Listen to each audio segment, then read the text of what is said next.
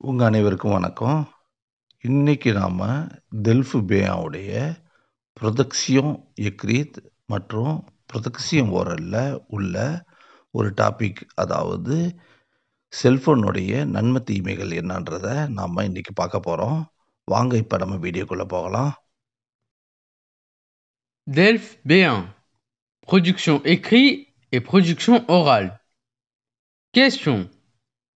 Quel est votre avis sur les avantages et inconvénients sur les téléphones mobiles? ஒருத்தவங்க என்கிட்ட செல்போனுடைய நன்மை தீமைகளை பத்தி வீடியோ போடுங்கன்னு சொல்லியிருந்தாங்க. அதுக்கு தான் நாங்க இந்த வீடியோ ரெடி பண்ணி போடுறோம். இது அவங்களுக்கு மட்டும் பயனுள்ள வீடியோவா இருக்கும்ன்றத நான் சொல்ல வரல. யாரெல்லாம் வந்து டெல்ஃபு பேயாவுக்கு எக்ஸாமுக்கு ரெடி ஆகுறாங்களோ, அவங்களுக்கு இது ரொம்ப பயனுள்ள வீடியோவா இருக்கும்னு நான் நம்புறேன். இப்ப நாம இந்த கொஸ்டினுக்கு வந்து ஆன்சர் வந்து எழுதப் போறோம். வாங்க எப்படி எழுதலான்றத நம்ம இப்ப பார்க்கலாம்.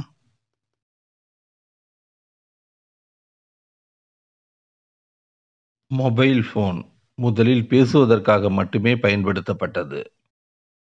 ஆனால் இப்போது இந்த மொபைல் ஃபோன் பல வகைகளில் பயன்படுகிறது. வாருங்கள், இந்த மொபைல் ஃபோன் நன்மைகள் மற்றும் தீமைகளை பற்றி தெரிந்து கொள்வோம். மொபைல் ஃபோன் நன்மைகள். மொபைல் ஃபோன் தகவல் தொடர்பில் நாம் ஒவ்வொருவரையும் இணைக்க உதவுகிறது. மேலும் உடனுக்குடன் தகவல் தொடர்பை எளிதாக்கியுள்ளது. மக்கள் சிரமமின்றி தொடர்பு கொள்ள அனுமதிக்கிறது. மற்றும் தகவல்களை விரைவாக பரிமாற்ற உதவுகிறது. தகவல்கள், நூலகங்கள், உலக செய்திகள் இவை அனைத்தும் நம் விரல் நுனியில் உள்ளன.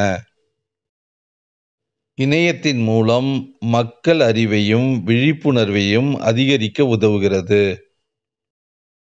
வரைபட வழி செல்லுதல், மேப் நேவிகேஷன் மூலம் நாம் நினைக்கும் இடத்துக்கு செல்லவும் உதவுகிறது.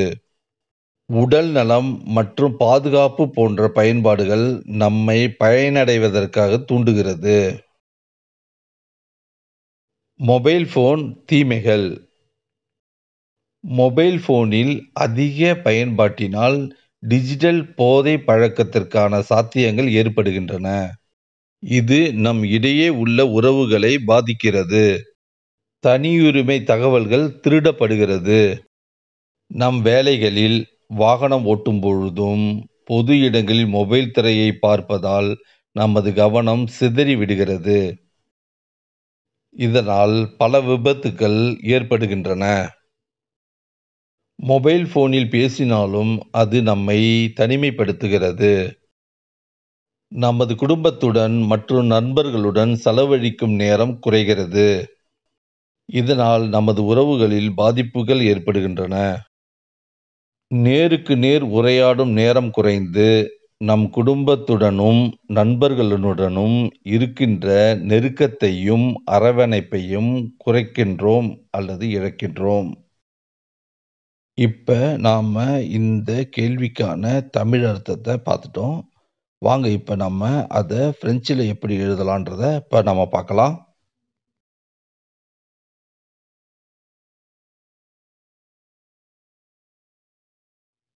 Ce téléphone mobile a d'abord été utilisé uniquement pour passer des appels. Mais maintenant, ce téléphone mobile est utilisé pour de nombreuses autres choses. Voyons donc les avantages et les inconvénients de ce téléphone mobile. Les avantages du téléphone mobile.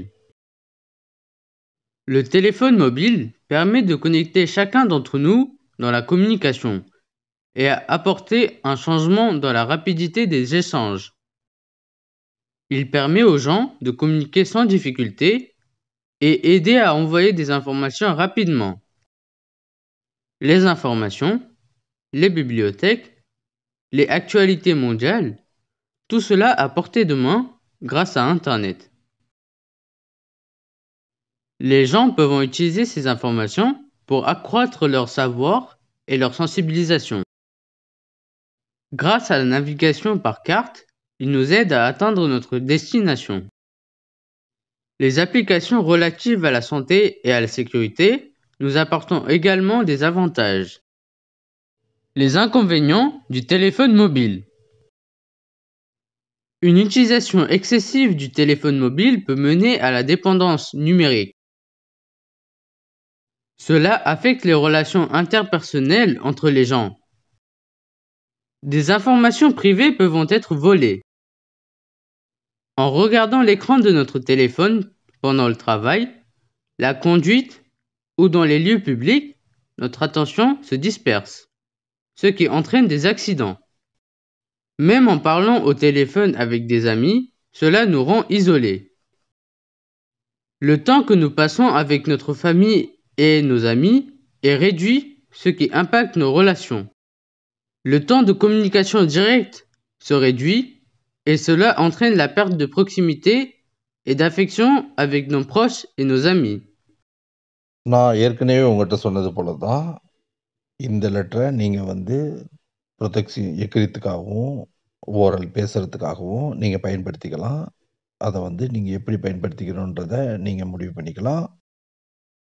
உங்களுக்கே நிறைய மொபைலுடைய நன்மை தீமைகள் தெரிஞ்சிருக்கும். நான் just ஒரு எக்ஸாம்பிளுக்கு கொஞ்சம் தான் எழுதி இதை நான் சொல்லியிருக்கேன். அதோடு மட்டும் இல்லாமல் பொதுவாக லெட்டர் இந்த லெட்டர் நாம் ஒரு குடும்பத்துக்கு எழுத வேண்டிய லெட்டர் கிடையாது. அதனால் யாருக்கும் நம்ம ஸ்பெசிஃபிக்காக நம்ம நலம் விசாரிச்சோ மற்றபடியோ ஒரு பேரை மென்ஷன் பண்ணியோ இந்த லெட்டர் நம்ம எழுதுறது கிடையாது அப்படின்றத நீங்கள் நல்லா தெரிஞ்சுக்கணும். அமிகால் லெட்டரில் தான் நாம் நம்மளுடைய நண்பர்களுக்கும் உறவினர்களுக்கும் நாம் லெட்டர் எழுதும்போது அவங்களுடைய நலன் கருதி அவங்களுடைய நலத்தை பற்றியும் நம்ம விசாரித்து எழுத முடியும். ஆனால் இந்த லெட்டர்லாம் நம்ம டைரெக்டாக நேரடியாகவே நம்மளுடைய பாயிண்ட்டுக்கு நம்ம டைரெக்டாக எழுத ஆரம்பிச்சிட வேண்டியதுதான். மேலும் நாம் லெட்டரில் எழுதுகிற மாதிரி இருந்ததுன்னா இன்னொரு முறை சொல்லிக்கிறேன், நமக்கு 160லிருந்து 180 மோ வரைக்கும் எழுதுகிற மாதிரி இருக்கும். அதை தாண்டியும் எழுதணும்னு அவசியம் கிடையாது. அதை கம்மியாகவும் எழுதுனா நமக்கு மார்க் கிடைக்காது. இது நம்ம எக்ஸாமுக்கு மிகவும் ஒரு முக்கியமான கொஸ்டின்றதுனால நீங்கள் இதை நிறையா தடவை எழுதி பழக்கப்படுத்தி வச்சுக்கோங்க. அப்போ தான் எக்ஸாமுக்கு நமக்கு பேசுகிறதுக்கும் எழுதுறதுக்கும் நமக்கு மிகவும் பயனுள்ளதாக இருக்கும். உங்களுக்கு இந்த வீடியோ மிகவும் பயனுள்ளதாக இருக்கும்னு நான் நம்புகிறோம். மீண்டும் அடுத்த வீடியோவில் சந்திப்போம்.